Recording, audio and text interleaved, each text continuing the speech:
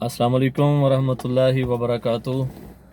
बिस्मिल्लाहि वस्सलातु वस्सलामु अला रसूलिल्लाह व अला आलिहि व अस्हाबिहि व अहली बैतिहि अजमाइन। उम्मीद करता हूँ कि आप सब दोस्त बिल्कुल खैरियत से होंगे। मेरे आज की वीडियो का जो मौजू है वो रिस्क की वसअत है और रिस्क की फरावानी। एक सहाबी ने हुजूर सल्लल्लाहु अलैहि वसल्लम से अपने फ़क्र व फ़ाका की शिकायत की कि या रसूल अल्लाह, मुझ पे फ़क्र व फ़ाका रहता है। तो आप सल्लल्लाहु अलैहि वसल्लम ने उसे एक अमल बताया जो बड़ा ही खूबसूरत अमल है। आपने फरमाया कि तू बावुज़ू रहा कर, युवस्सा अलैका रिज़्क़ुक, तेरा रिस्क तेरे ऊपर वसी कर दिया जाएगा।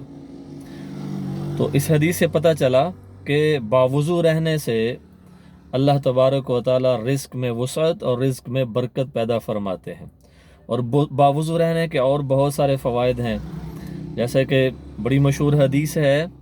आप सल्लल्लाहु अलैहि वसल्लम ने हज़रत बिलाल रज़ी अल्लाह तआला से पूछा कि बिलाल, तुम कौन सा अमल करते हो कि मैंने जन्नत में तुम्हारे कदमों की आवाज़ अपने आगे आगे सुनी है।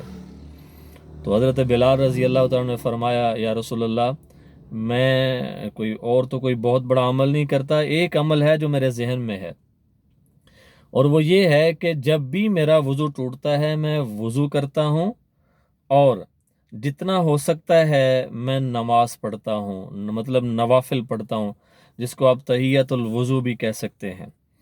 तो आप सल्लल्लाहु अलैहि वसल्लम ने फरमाया, हाँ, तुम्हारा यही अमल है जिसकी वजह से तुम्हें अल्लाह ने ये मकाम दिया है कि तुम चलते ज़मीन पे हो और तुम्हारे कदमों की आहट वो जन्नत में सुनाई देती है।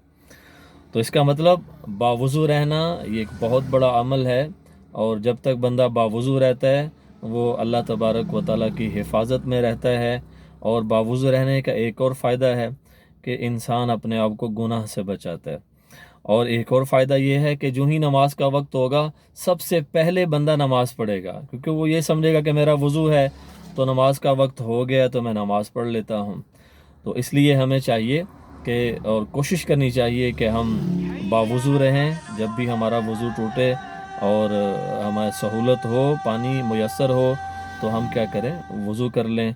और बावुज़ू रहने से इंशाअल्लाह रिस्क में भी बरकत होगी। और हुज़ूर पाक सल्लल्लाहु अलैहि वसल्लम ने जैसा कि इरशाद फरमाया हज़रत बिलाल को, तो इसका मतलब कि अल्लाह की नज़र में भी मकाम और मर्तबा बुलंद होता है। अल्लाह ताला मुझे और आपको इस हदीस पाक पे अमल